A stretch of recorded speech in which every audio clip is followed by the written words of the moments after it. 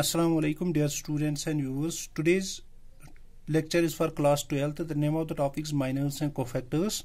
So first of all we will see the definition of a minor. The minor of an element aij is the determinant which is obtained by suppressing the ith row and jth column. तो इसको मैं आपके सामने बता देता हूं.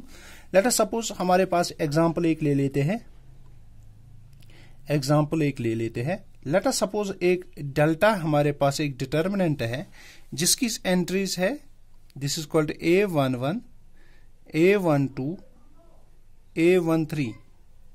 This is A21, A22, A23, and this is A31, A32, and these are A33. तो अगर मैं माइनर निकालूंगा, लेट अस सपोज मैं माइनर M11, ये एक एलिमेंट का होता है. द माइनर, ये एलिमेंट का माइनर तो एलिमेंट का होता है. तो minor this is minor of किसका? Small A11 small A11. This is called. तो माइनर क्या कहा मैंने? हमें सप्रेस करना है, छोड़ना है फर्स्ट रो और फर्स्ट कॉलम को. फर्स्ट रो और बाकी जो बचा उसका determinant. This is A22 and this is A23 and this is A32 and these are A33. तो ये माइनर कहलाता है किसका? A11 का. Minor of A11. तो माइनर ऑफ सिमिलरली हम निकाल सकते हैं. ये माइनर होता है.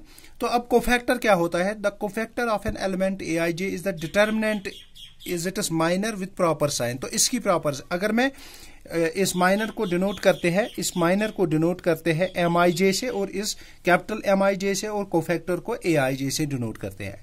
तो लेट अस सपोज हमें कोफैक्टर निकालना है अब A11. This is called simply -1 raise power 1 + 1 into minor M11.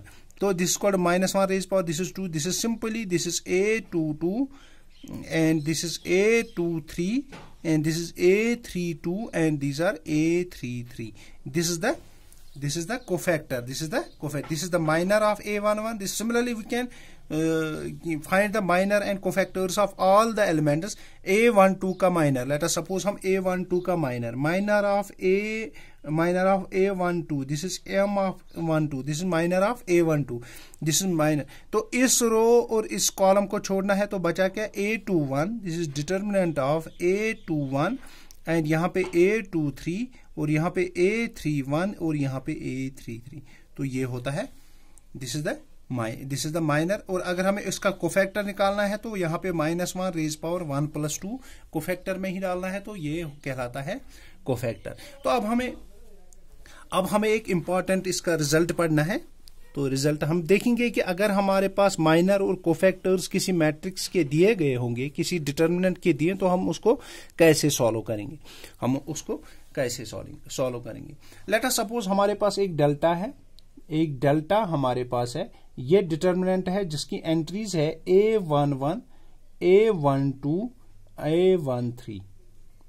यहाँ पे A21, A22 और A223. यहाँ पे A31, A32, A33.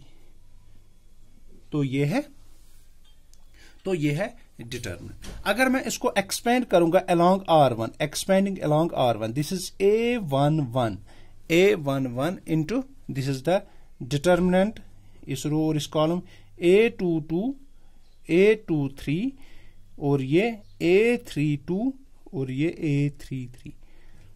फिर आएगा माइनस A12. तो इस रो और इस कॉलम को A21, this is A23, A31, A33. इसके बाद फिर प्लस थर्ड रो A13.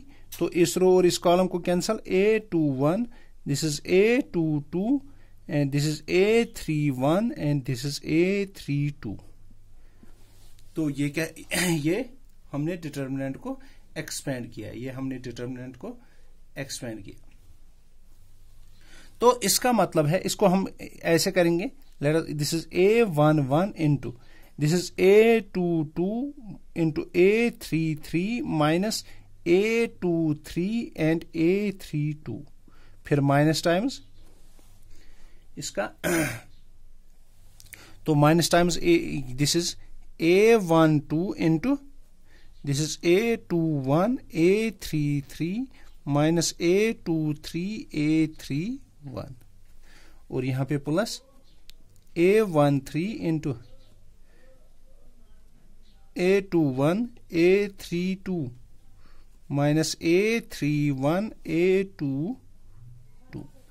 इसको मैं ऐसे इसका लिखूंगा A11 A22 A23 minus A11 A23 A32, फिर माइनस A12 A21 A33, फिर माइनस माइनस प्लस आएगा A23 A12 और A31, फिर यहां पे plus this is A13 A21 A32, फिर माइनस A13 A31 और यहां पे A22। तो ये हमारा डेल्टा, ये हमारा वैल्यू ऑफ द डिटर्मिनेंट आ गया। तो अब अगर हम अलोंग कॉलम फर्स्ट से इसको एक्सपेंड करेंगे, अगर हम कॉलम फर्स्ट से इसको एक्सपेंड करेंगे, डेल्टा इज इक्वल टू, तो डेल्टा इज इक्वल टू क्या आएगा, this is equal to A11 into similarly A22 A23 A32 and this is A33 minus A21 इस रो और इस कॉलम को कैंसल, तो क्या बचा, दिस इज A12 A13 और यहां पे A32 A33 plus this is A31, तो A31 ये और ये cancel, this is A12 A13 and this is A22 and this is A23।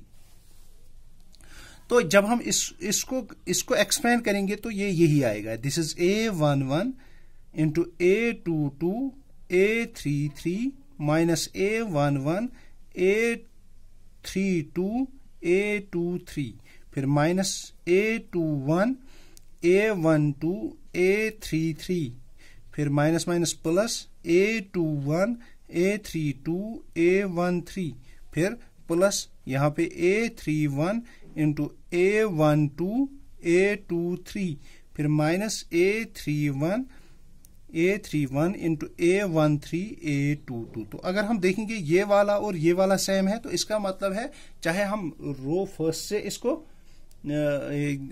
करेंगे, चाहे हम इनका कोफैक्टर यूज करेंगे या इनका कोफैक्टर यूज करेंगे, तो ये सेम चीज हो गया।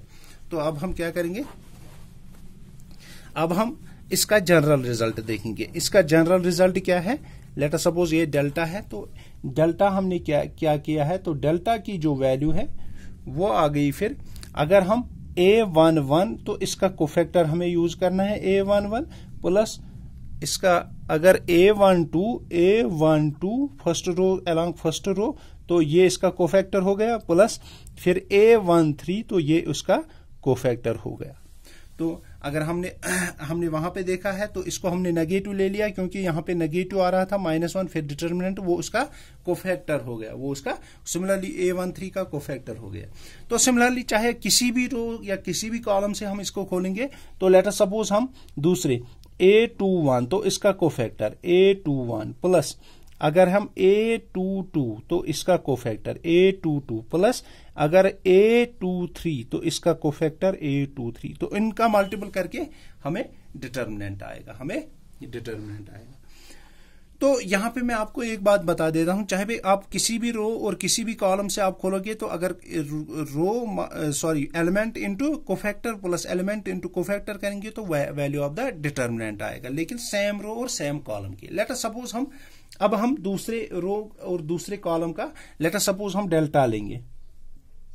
डेल्टा हम लेंगे यही A11 A12 A13 यहां पे A21 A22 A23, यहां पे A31 A32 और A33, तो ये हमारा डेल्टा है। तो अगर हम लेट अस सपोज ये लेंगे A11 और कोफैक्टर हम लेंगे इसका A31 का प्लस A12 का लेंगे, फिर कोफैक्टर लेंगे A32 का प्लस A13, तो इसका कोफैक्टर लेंगे A33 का, तो ये जो वैल्यू होगा ये 0 होगा। ये वैल्यू जो ये हमेशा 0 होता है, ये हमेशा। तो अगर हम तो हमें सेम रो और सेम कॉलम का कोफैक्टर लेना है। तो आज के लिए इतना ही। तो अल्लाह हाफिज।